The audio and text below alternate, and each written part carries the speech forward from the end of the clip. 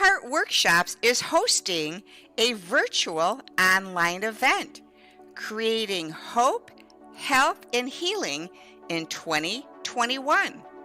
Transformation through empowerment and connection. Embrace the truth that you are loved and matter. Join us on Friday, March 12, 2021 from 1 to 6:30 p.m. Eastern Standard Time. During this time of uncertainty, find ways to manage stress, balance your emotions, replenish your energy, promote well-being for yourself and loved ones. Take time to pray and meditate. Give purpose to what you want to achieve in your life pertaining to hope, health, and healing. Join us as our speakers share their stories. Our lineup of speakers include Jill Reynolds, the founder of Braveheart Workshops and our event host. Dr. Laura Wood, our keynote speaker, speaking on embodiment. Krista Alicia, our special guest speaker.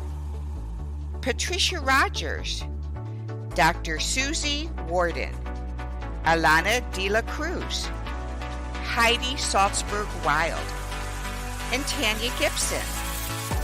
The event will be recorded live. After the event, you will receive the recording by email. If you can't attend, you could watch it anytime. Your investment is only $28.99, so please register now. Go to braveheartworkshops.com. The event again is March 12th, 2021 from 1 to 6:30 p.m. Eastern Standard Time.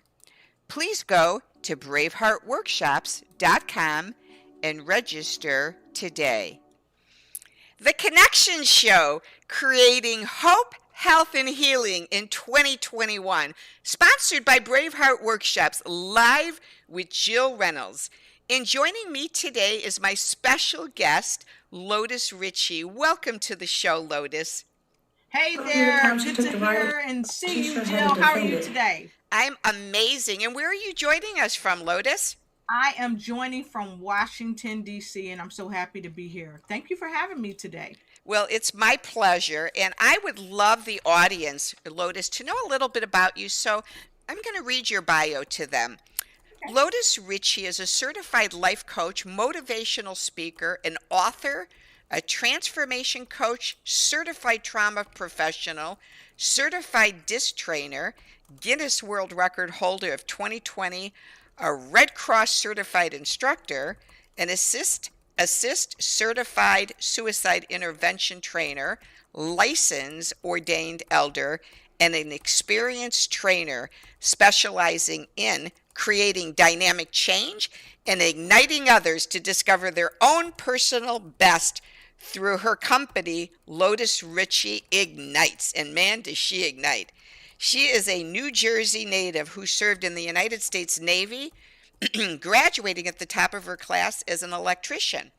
After completing her tour of duty, she became the youngest and only woman of color in the southern region to work for Kodak as a clinical engineer back in the 90s.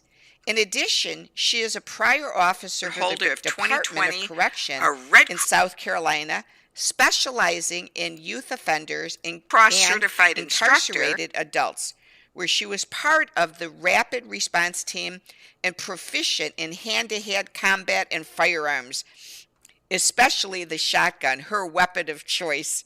She worked for the University of Phoenix Augusta campus as a student services coordinator, influencing young students to pursue higher education and working as a counselor conducting individual and family interventions and behavioral interventions for children who had experienced trauma and abuse. Lotus has been a pillar of strength and love, feeding and sheltering the homeless for over 10 years. She's helped to rehabilitate homeless individuals and employ them at one of the hospitals in the nation.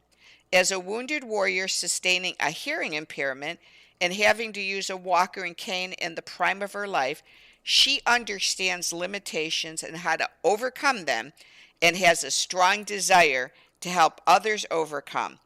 Lotus will help you connect your head, heart, and spirit in a way that transforms your passion for your dreams into action for your life as she strives to mentor and add to the quality of human life. She is a beacon of hope that continues to shine in every space of time as she encourages people to ignite and take flight. Well, I don't think you'll have enough time in your life or day to do more than that. You are a woman with passion. Well, thank you so much, Jill. I actually somebody just gave me my phone because they were like, "Where's her show? Where's her show? We want to make sure we check out Jill's show." So people are clamoring to hear your show, to be on your show. And so again, I'm super happy to be here. And of course, oftentimes Jill and I we chat about this. My last name is actually Riche, but Oh, Jill, when we talked about it before, I told her, "You remember Richie Rich?" Now I'm dating myself right now, but that was my hero. So I told her, "I don't care if you call me Richie Rich because she's speaking into my life." wow. Rich, Rich in my pocket. So it's So Riche. that's Riche. right. That's Wow. right. That's Well, you know what's funny? When I was reading your bio, as I was reading it, Lotus, I started to giggle when you talked about your weapon of choice because when I lived in Chicago, I had neighbors and I that I had met for the first time. They had moved into our neighborhood, and I knocked on the door because I was promoting a neighborhood progressive dinner. right. And the wife said that they couldn't come because her husband was being deployed to Iraq right when after nine I was 11, reading it, and they both served. Lotus. Both I her started and to him giggle. served in the Army Reserves. Mhm. And so when he got called up to go, I adopted her and her family. She resigned immediately, so she didn't get called up at the same time as her husband because they had 4 children at home. So I remember going to Patty's house, and this goes into your story. And I said one day, she's crying and stuff. And I said, she said, I'm just worried Randy won't come home. And I said, do you get scared at night too? Because she had two children, her two Yeah. twins were two. And then Mhm. she had like I don't know, like a 6-year-old in it. And she looked at me after crying and she stood straight up and says, me be afraid?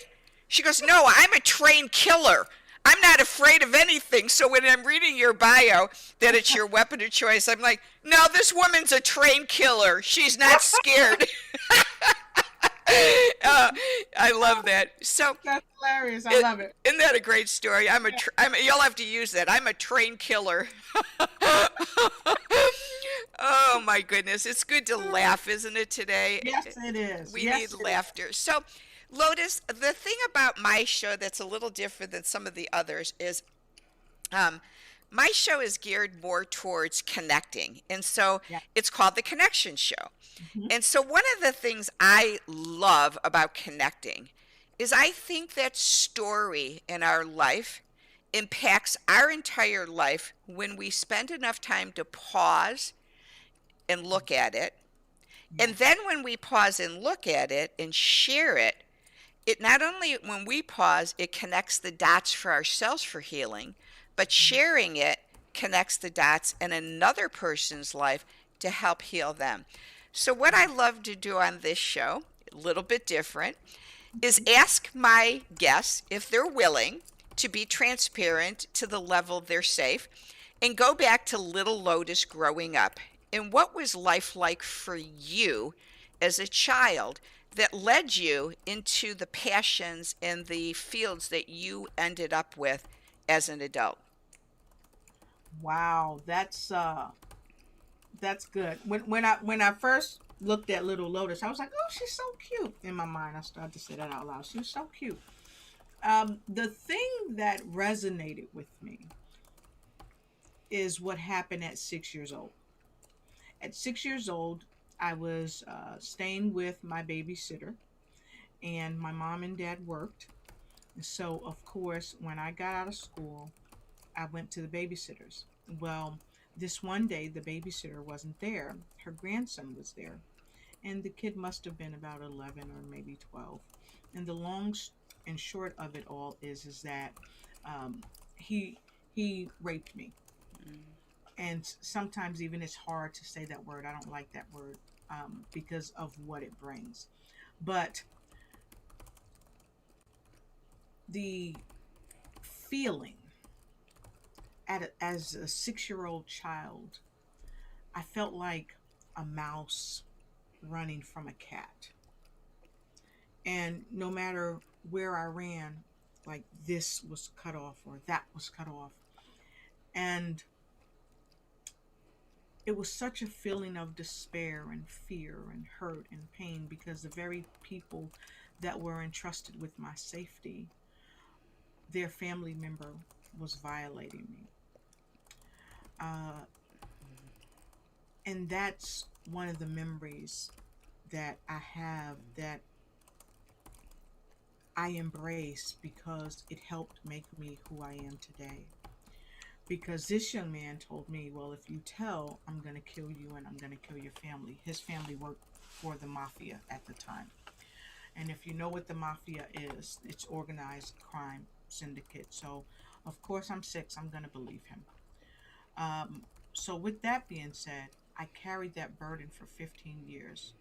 But I did not tell anybody. I told my sister and I swore her to secrecy.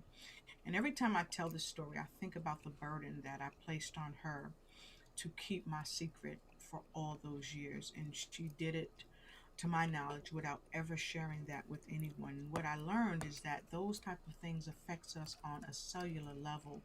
And as I look above your head about your virtual online event, you talk about hope, health, and healing. And what I learned is that I had hope that I could heal and be healthy emotionally, mentally, and spiritually. And I always wished that to my sister because that was a heavy burden I gave her that I'm sure affected her on a cellular level. But it also affected me on a cellular level. It affected me in my life. I developed trust issues for people. But one thing I learned, and I think I got this primarily from my parents, they taught me the essence of forgiveness. They taught me to never give up. They taught me to focus forward and jump into action to move forward. And those are some of the sustaining pillars that helped me to get to where I am today. Because my ability to forgive, which is a part of healing, because when people hurt us or violate us, we don't get to the healing until we do the forgiving. That's the first part, and not the forgiving of other people. What I learned from Ayala Van Zandt in her book My Soul Just Opened Up is that we don't forgive other people for them, we forgive them for ourselves. So we can move past the hurt, pain, guilt, and shame that these people who are wanting to have control, because many of the acts of sexual violation is about control. If we don't forgive ourselves and forgive them and move into a more pleasant place in life, we'll never get to the healing. And so I was trapped in the component of shame, guilt. At 6 years old, you don't know anything about that other than what you see on television or what you've seen that your parents have shown you. And so that's one way I was able to forgive because I said to myself, there must be some grown man out there doing this to him. And so over the years in my silence, I use that as a catalyst to help forgive so that I can go on. But it took a long time because even when people would talk about sex in school, you know how high school girls are. Oh yeah, even if they're not having sex, they're chatting about it. I would feel very uncomfortable and I would walk out. As an adult, I would walk out. Again, trust factors in relationships for me was really difficult. And those are the things that hindered me. But what helped me was my ability to forgive and the strength of my story that at some juncture I started telling. I couldn't start telling this story until I was about maybe 19 or 20. My mom and I were on the phone, and I finally told her about my story, and she immediately, um, she was angry, she was hurt. Of course, she had to tell my dad, and I'm sure both of them. I can only imagine what that conversation was like, because they've been married for over 30 some odd years by the time I had finally told my mom. And so my father was very protective of his family, and so was my mother. So I can only imagine the conversation that they had. But He I was knew, he was ready to he was ready to go yeah, kill the guy. yeah. But I knew at 6 years old, if my dad knew, or my mom, they would kill this kid. They Yeah. would kill these people. They would kill them. And then the retribution goes Yeah. because of well, just even pausing on what you shared, I want to connect the dots back a little bit for you, Lotus, too, if you wouldn't mind. Um, this became very profound in my own healing, Mm-hmm. and I think it really speaks for what you're sharing for the audience, is I truly believe from the moment of conception, the moment the and I just got a thing that says my internet's unstable, so I hope we're okay. I ended up putting a new modem in my computer, so I'm hoping we're fine here. Um, but from the moment of conception, when the sperm meets the egg and the baby starts to grow, I believe that at that instant, burdens come into a child. Either the burden of I'm not wanted, or the blessing of I am wanted. And then the moment that baby goes through the birth canal, and again, if it's vaginally delivered and the doctor pulls it through the birth canal, the second it's coming through the birth canal, that baby's thinking, oh my gosh, I'm scared. What is happening here? I am being pulled out of this nice placenta that's warm and comfortable in my mother's womb. And then what do? Slap the baby, and the baby's angry. And then Mm-hmm. they cut the umbilical cord, and the baby feels abandoned. So from the second a child is born, Mm-hmm. burdens and blessings come into play. And Yes. so, excuse me, as you're speaking your story of rape, Mm-hmm. and these burdens come in of extreme trauma and fear and confusion and shame and embarrassment and hopelessness and despair, they all come in. And if those burdens don't have space to Mm-hmm. be seen, Yeah. spoken to, and Mm-hmm. unblended from, they stay with us throughout our whole entire lives. And so I believe story is so impactful, so Mm-hmm. that we spend enough time in our busyness to Mm-hmm. slow it down and sometimes go to those parts, close your eyes, and say, shame, I see you today and you're coming in. Do you need to tell me some more that I've been pushing aside? And some of the things that I've done, Lotus, and this is something to share with everyone to do, even before COVID, I created a 5 or 6 mile deserted beach for myself with pristine sand. And I laid out about every 12 feet some lawn chairs with sand pails and suntan lotion and a sun umbrella and a beach towel. And every time I need to spend time with a part and talk to it, at the end of our conversation, I ask it if it needs some time to be compassionate and calmness to go to the beach and relax. And it's called unblending, so Mm-hmm. that that part doesn't stay so active in you. But the beauty of this type of approach is when you feel like you need shame to protect you, because there's toxic shame and there's healthy shame. So Mm-hmm. when you need that part to protect you, you go to the beach and say, hey, shame, can you come in and help me for about an hour or two today? And you invite it back. Mm-hmm. So it's called burden release and unblending. And I love what you shared. And the other thing, and then I want to go back to you talking more, is it's a process called landing the plane. It's very cool, Lotus. It's where when we come in touch with story and we share it at a helicopter view, such as I'm 6 years old and I got raped by this boy. That's a helicopter. That's about as high up as our psyche can handle with vulnerability when we're not in a maybe a safe environment where the whole world is listening to our story. Mhm. But the beauty of story and healing is when you can take that helicopter, and you get this from being military, and learn how to safely land the plane without killing yourself or Yes. passengers. And so, how that works in story is when we take that same trauma of I'm 6 years old and the grandson comes in and he rapes me, and now we write it in 1,000 words descriptively with smells, sounds, textures. And Mhm. so every aspect of that event comes to life. And Exactly. so then when it comes to life, then you can somatically Mhm. learn how to release it in your body. And that's embodiment work, where you get it out of your body now because you've gone right back into the exact story of the moment it happened.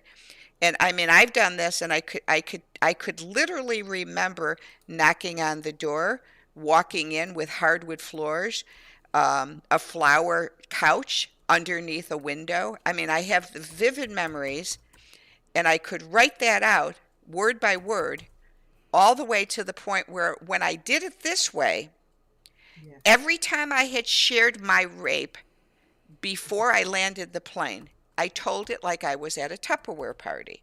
Mhm. When I landed the plane and told it descriptively, I was pouring out tears. And then I was able, with Dr. Laura Wood, to get it out of my body and heal it. It was a whole different realm. Yes. So, Mhm. just something. For me, I've used a process called in vivo. It's an in vivo process that I used to help my clients with when I worked for the Department of Defense. And some people like the process.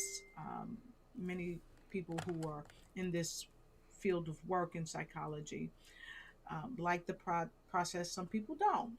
But how you described it, that's kind of like somewhat of the in vivo effect.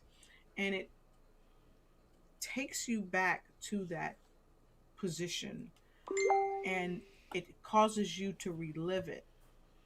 And sometimes I find that people are able to relive it very successfully, and they're able to come out of it because it helps them to release, just as you said. And for clinicians that help people in that process, they have to be very learned in what they do. Like you talked about, Dr. Wood helped you along. I was reading a book years ago when I was working on my doctoral of psychology by a gentleman named Dr. Yolam, and he talks about his book, and it's called The Gift of Therapy. And in the book, it basically tells clinicians that we are not to take our patients where we're not willing to go, basically, the journey, because it is a journey to a degree that we must walk so that we can overcome what's going on within so that we can live a better existence, not just within, but also without, because we are a mirror image on the outside of what's going on inside us. And Totally agree, because there's been so many therapists who do work, and when the patient starts talking about an issue the therapist has, if they haven't done their own work, they have absolutely no idea how to take that patient through that process. exactly. Well, I want to transition back to you, this teenager growing up after this abuse and holding that pain inside for all of those years. And I want to see if this connects with you at all or not, or if it just is about me. So I'm not sure. So when I got date raped at 14, I didn't realize till years later when I got invited, believe, and it sounds strange, to be a naked dancer. Hmm. And I thought, oh my gosh, I can't do this. But when I finally made a decision to do it, Hmm. I realized years later in therapy that the number one reason I said yes Hmm. was I worked at a club in San Diego that had extreme regulations that the customers could never touch us. Hmm. We could dance, But if they began to touch us, the bouncers would throw them out. And so, what I realized later on, I truly believe prostitutes, naked dancers, people of this do this line of work as a result of sexual abuse, that they Mhm. want to feel empowered That's right. over their predators, which happened, if it's a female that's been abused, they want to power up on their predators of men. But many men have been abused, so if men have been abused, they want to do predators against women. So with your knowledge and your wisdom, do you have any connecting of the dots of this little 6-year-old being so severely abused, and then growing up as a teen, and then going into military, correctional? Did any of that connect to feeling like I'm going to be empowered and have my weapon of choice, so if Yes. anyone ever touches me, I can overpower them? Well, for me, I had the adverse happen to me. I became very protective of my body. In some instances, I would wear clothes that were too big for me so that people couldn't see my body. And so that's another extreme that people who experience rape, because I don't call myself a victim, I'm a victor over what was meant to be victimization. So for me, I took on a different extreme, which is still an imbalance. Okay. Um, and furthermore, as I grew into the military and even working for the Department of Corrections, I've always liked guns. I've always been interested in how they work because I have a very mechanical, methodical mind. I've always loved working with my hands. I could fix just about anything. And I mean almost anything. I was an electrician, I worked on cars, I worked on and almost anything you give me. If it's broken, 9 times out of 10 I can fix it without having any formal knowledge on how to fix it. So I've really been blessed with that type of analytical mind, if you will. But the weapon of choice is, I do like the power of it, the feel, but not because that I was violated, but there's something about it because people want to have a sense of control in their lives. And that's why when I work with people, whether I'm coaching them or whether I had patients when I worked for the Department of Defense, I always wanted people to feel that our journey together was one of such where they were in control of their own healing process through the treatment that we were giving them. And for me, I want to be in control of my life in a healthy way. When I used to ride my motorcycle, and most people that ride motorcycles, they probably can attest to this. When I first rode my motorcycle and felt the freeness of it, there was a hunger in me. At work, I'd be at work. Oh, I can't wait to get home and ride my motorcycle because there's a freeness, a oneness that you experience when you're riding the motorcycle. It's you. Especially when you're on a country road and could go 120 miles an hour. Exactly. I used to be on the back of my friend's bike before I got mine. We're going down the open highway and I'm saying go go go. I was ignorant then, not realizing that was the most dangerous place to be at 100 and something miles an hour talking about go go go. But I didn't know any better then. But when I started riding myself, it was very different. But that open country road, you said it. Just It is, like just like the movie Top Gun, where they yes. said, "I have a need for speed," and Yes. I'm right with you, girlfriend, because I Yes. live in the Ozark Mountains, and between my house and the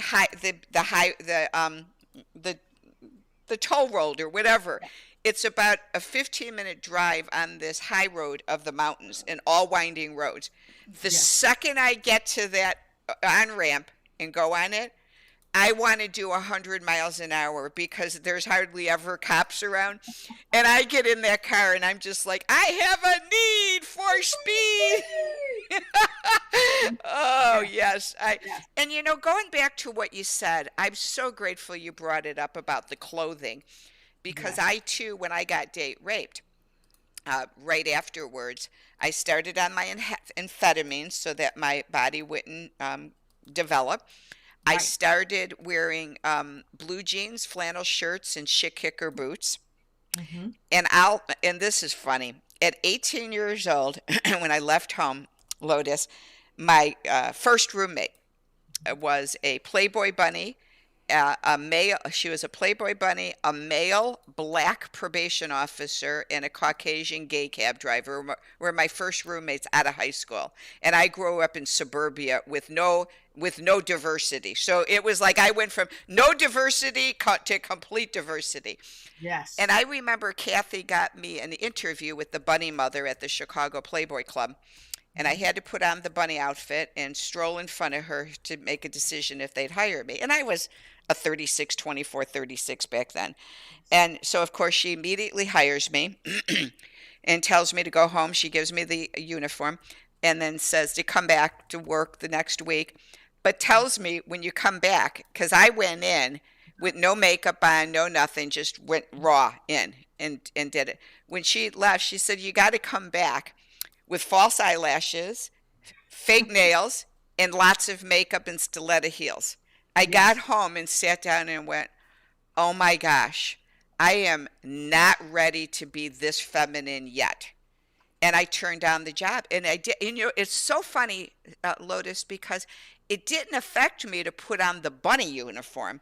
It Mhm. affected me to wear the makeup and the Yes. feminine stuff. And I look at you today and I'm like, wow, you've had some amazing healing because you have gorgeous, beautiful complexion, the beautiful lipstick, and the beautiful makeup, and your nails are perfect. And I'm like, I'm 67, and I Uh-huh. still have a hard time putting lipstick on. And I have done a lot of recovery, but there's only a certain level of that amount of girly stuff that I could do. And yet my sister, was just the opposite, she's deceased. No matter how much pain her body had, she would wear the high heels even if her feet hurt her. And I would Yes. say, "How could you wear these?" She goes, "Oh, because I want to look good." And I'm like, And I can understand it. For me, I've always I like to be comfortable. And I become comfortable in the skin that I'm in. So I don't really dress to impress anyone else. I wear what I feel comfortable in. So as I grew up, I've always been very fashionable. I've always, if I wore two-tone, I love two-tone and tritone, big on that. So if I wore leather shoes, I had a leather hat to match. I'm big on hats. And if I wore something that I liked, even if it was makeup, I wore it because of me, not to identify as a feminine female, because I didn't see myself as um, ultra feminine. I saw myself as very androgynous. Why? Because I get out in the street and I play football with the guys. I like to play basketball. I'm a sports gal. I like to play softball. I like to ride my bike. I like to do things that make me feel comfortable. And so when I felt like I wanted to get dressed up and get beautiful, I wasn't doing it for a guy or a gal. I was doing it for me because this is what I know. When I look good, I feel good. When I feel that I look great, I feel great. And that helped me raise my own frequency, helped me raise my own confidence. Because when I was a teenager, I had this one person I wanted to date, but they didn't want to date me because I didn't have no breasts. I didn't have the curves like they were looking for in a person. But I liked me. And after time had passed, they looked at me, oh my God, you're stunning. Ask your sister if she'll date me. I don't want to date you. I don't have time to date you because you saw the package that I was wrapped in. You didn't see the heart of me. And that's what I look at. the heart of me, the heart of other people when I see them. Because outside beauty, like Oprah Winfrey said, your face is gonna, you're gonna get bags, your breasts gonna sag. Just with men, you're gonna droop. But what you have, in my opinion, is the heart of you, who you are internally.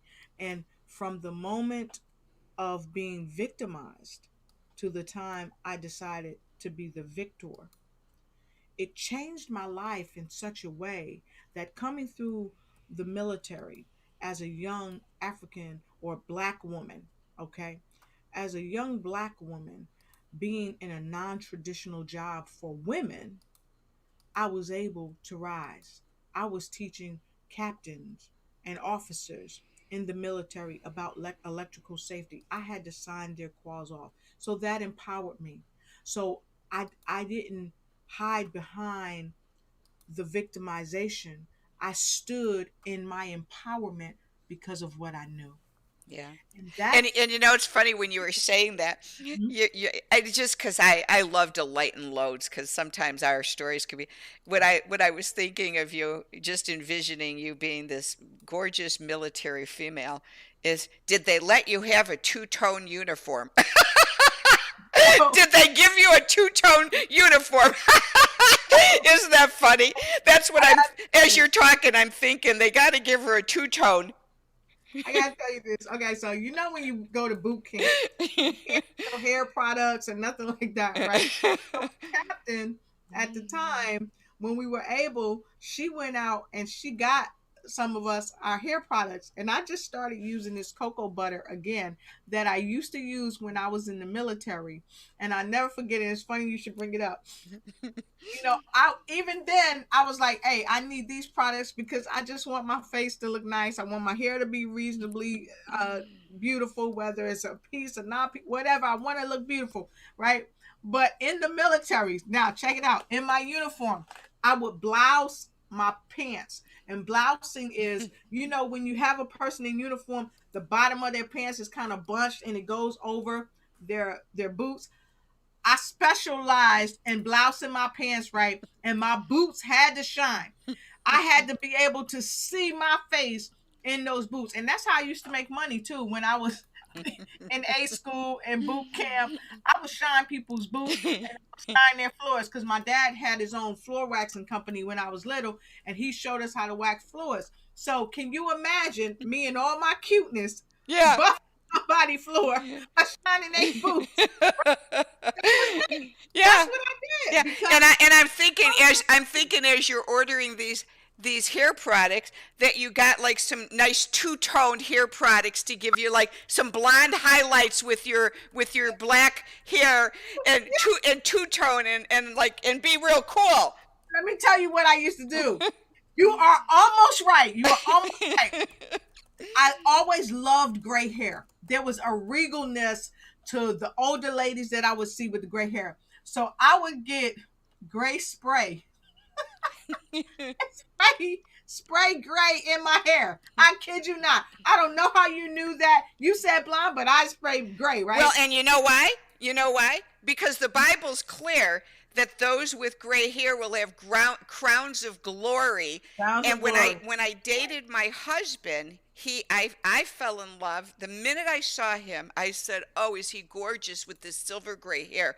Well, Yes. after we started dating, he had lost his job, got laid off, and he was in his 50s. So what does he do? Goes to his hair salon and has his hairdresser dye his hair a brown color so that he'd look younger to get a job. And Yeah. he comes over to take me on a date and he's got this brown hair and I go, "What did you do?" I said, "I liked your silver gray hair. Dye it back. I don't like the brown. It looks so much better silver gray." So he did let it grow out. But oh Uh-huh. gosh. Well, were you in San Clemente in San Diego? I was actually in Great Lakes. I You were went to Great Great Lakes. Lakes. I went to Florida, Orlando. Went there for boot. Great Lakes for electrical school, and then I was going to go to Treasure Island for another school before I got out. But of course, I got a great Did job you ever before. end up in San Diego at the naval base ever? Actually, I went to San Diego. Uh, 20 2019. But I not when went. not when you were in the Navy. No, not when I was in the Navy. And Well, actually, the reason I asked you this question, of course, you're so much younger than me.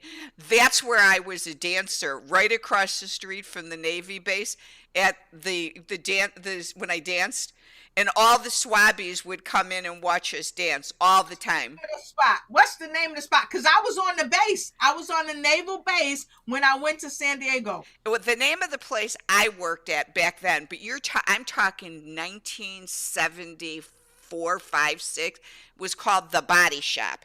And it was next to Lay Girls on Pacific Highway, Oh right wow. by the San Diego Stadium. And when I worked there, believe it or not, it was really weird. It was the only place that allowed you to be fully nude and Mm-hmm. serve alcohol Mm-hmm. because most of them, and then several years later they lost their liquor license and could only serve near beer and the whole. But when I worked there, they literally, and I'm not exaggerating, hired the most gorgeous women you've ever seen in your entire life. Miss Nude World worked there. She was like from a beauty pageant, unbelievable gorgeous women. And what people didn't understand about that trade is I'd say 85% of the women I worked with were professionals like therapists, Yes. nurses, Yes. doctors, Yes. and they couldn't make enough money in their own profession back in the 70s, so they would dance 2 nights a week and make Yep. the same amount of money in 2 nights that they would make 5 days a week in their professional career. And they would just, it would almost be like they'd had two lives. Like, today I'm going to work as a nurse, and tonight I'm stripping. Yeah.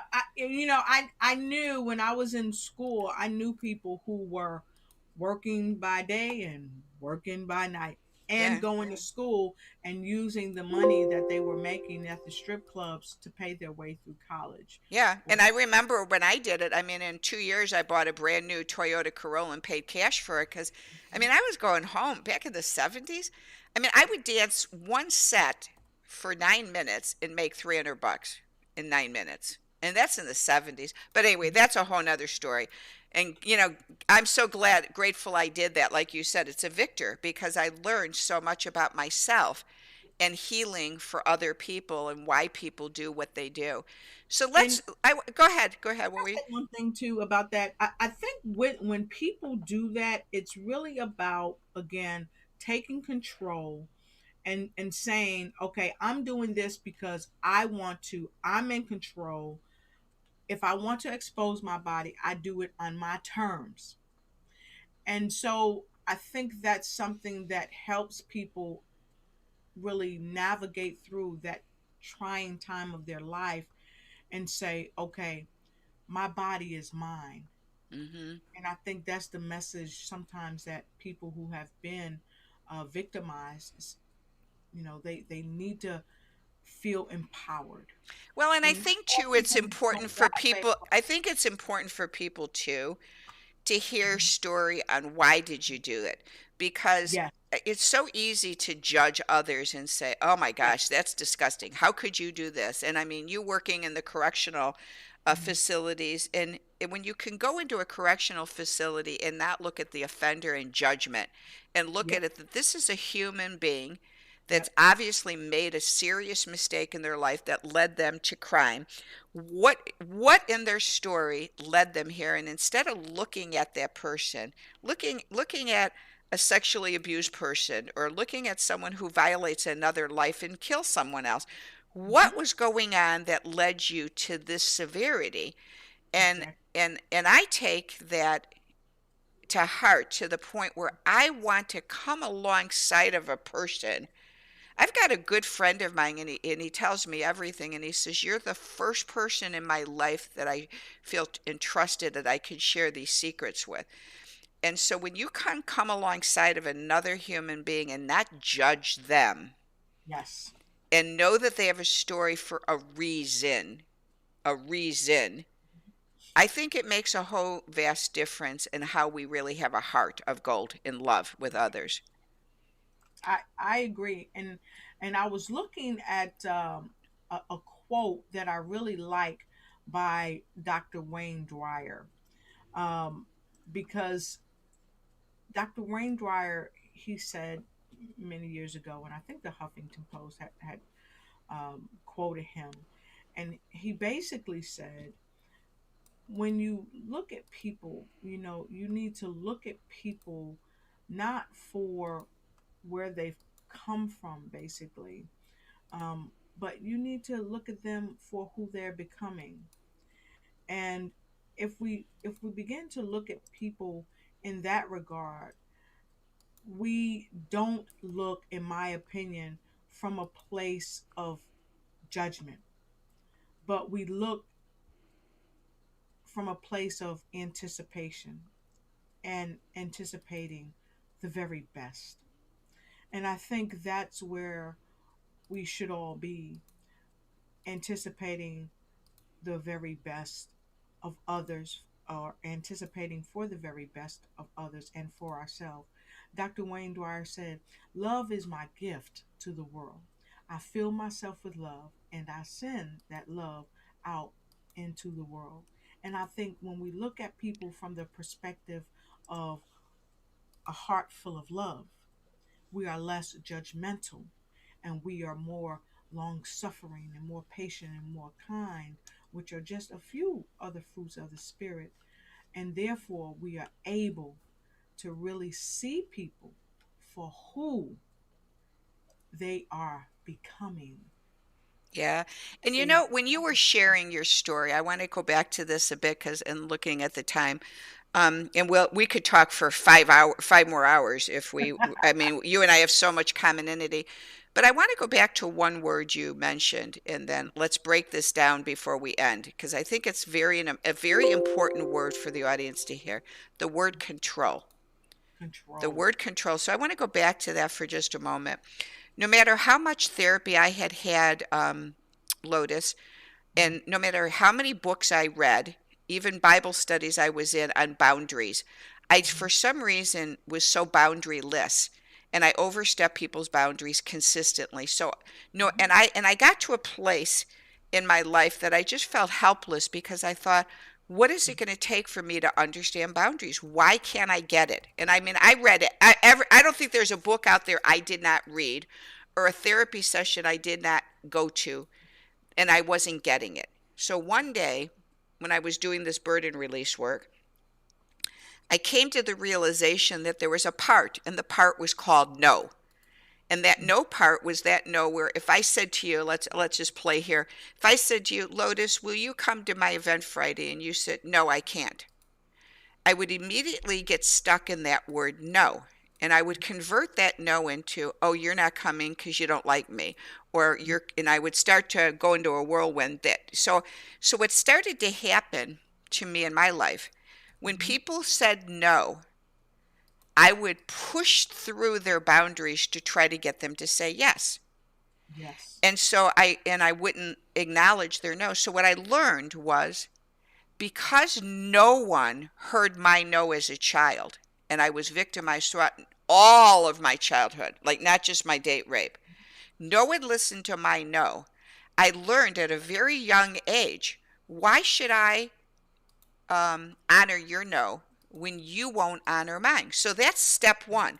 So not only did I learn this no part that needed attention, but then I got into outside sales and and you worked for Kodak. I worked with Toshiba, Konica Minolta, and they sent me to the best sales trainings in the world on how to take and negotiate and turn someone's no to a yes. So now I go in my adulthood learning how to take your no away from you and make Yes. it my yes and overstep your boundaries. So I had two dichotomies: the know that you never listen to me, and the Mhm. know that I'll never listen to you. So, with that, I had to heal. And as soon as I started to respect and be compassionate to no parts, I was able then to start letting go of my Yes. control. So Yes. when we use the word control, I think it's so imperative because you brought up the fruits of the Holy Spirit, and the last fruit is self control. For against such things there is no law. So when we use the word control, let's talk about that in your life for the understanding that control doesn't mean I'm going to control you. Right. So let's break down two things. First of all, let's look at the word control as it's defined in the dictionary. We know that it's a noun, and basically it's the power to influence or direct people's behavior or course of events, right? So we want to be able as people to direct the course of our own life. And when that is snatched away from us, when we are in a situation of being victimized, it pulls that ability to evoke control over what's happening in our own life. And so once that happens to us, a lot of times we become very bent on having what we call a locus of control, LOCUS, of control.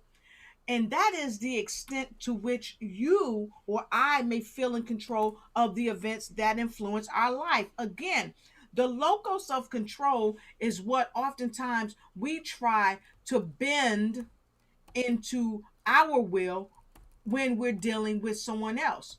We take the locus of control and try to exercise that over people that we come in contact with. Why? Because we were pulled out of control when we were placed in a position where many feel that they were victimized or know that they were victimized. So it's a real psychological um concept that we go through, this control thing.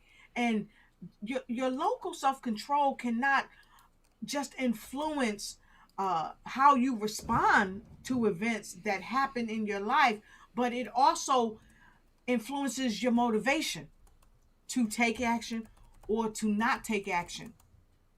So I think for so many, we get it, we exercise our locus of control in such a way sometimes where it doesn't serve us because we become so demanding. It's got to be this way. It's got to be this way. It's got to be this way. Why? Because someone put us in a situation, or sometimes we put ourselves in a situation where if we haven't made good choices, or if we use the knowledge that we had at the time to make the choice that we thought was best for us.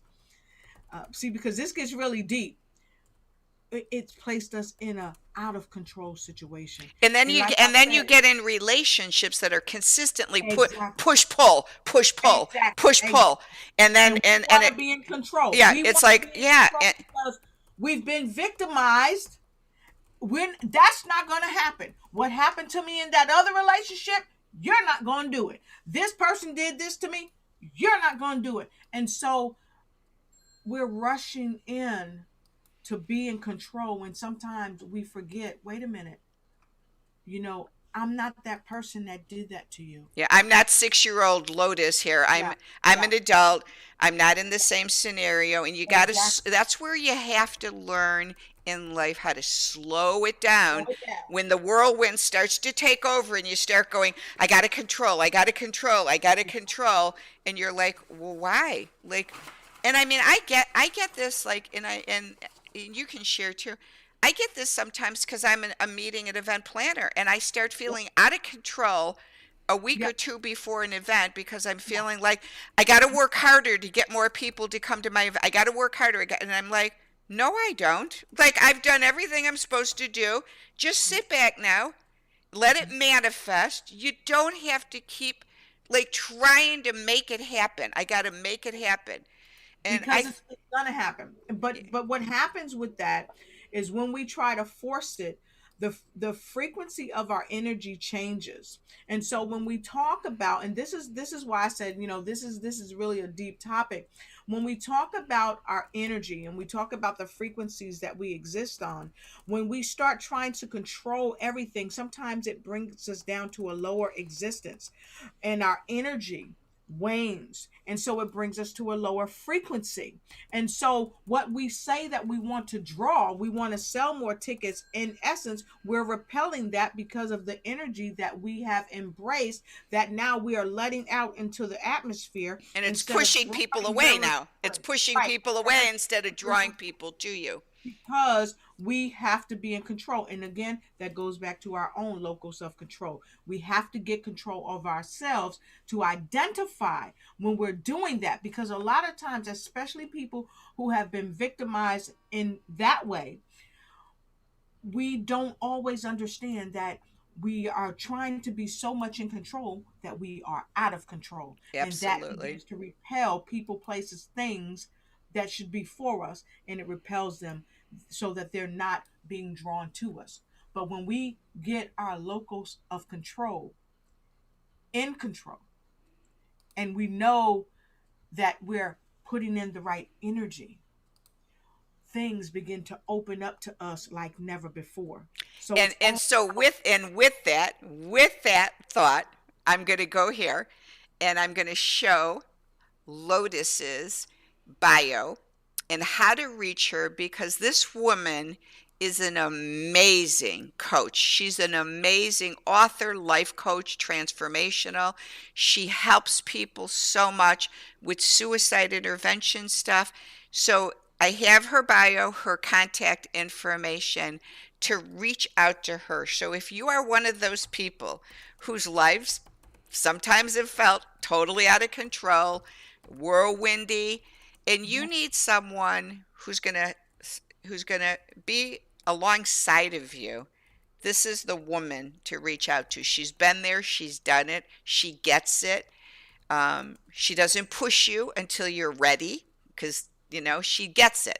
So I just am honored to know you.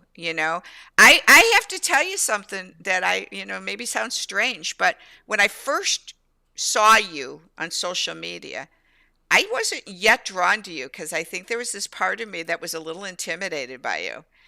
And then we had our conversation in person talking, and before the conversation ended, I said, I got to spend time with this woman. She's amazing.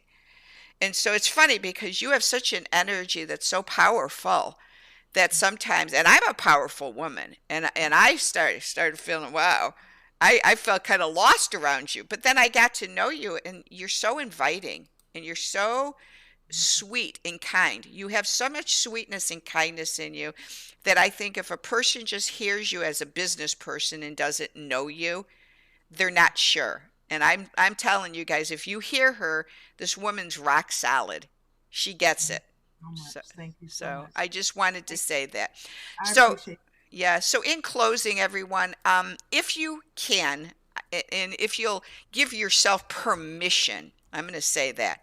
Give yourself permission for hope, health, and healing in 2021. And we are inviting you, both Lotus and I, to join us. We'll both be there on this Friday, March the 12th, from 1 to 6:30 p.m. for our virtual event online. It's only $28.99.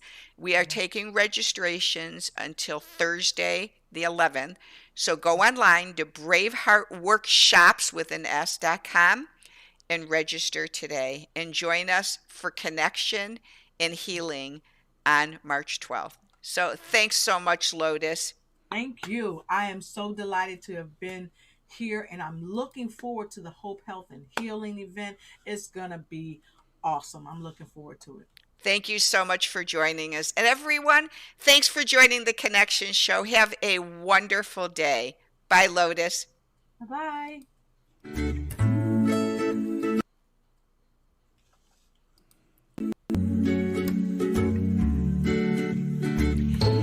Thanks for joining us on the Connection Show. Let's connect now. Let's restore, renew, and reconnect in community. Enhance connection in our online connection circles.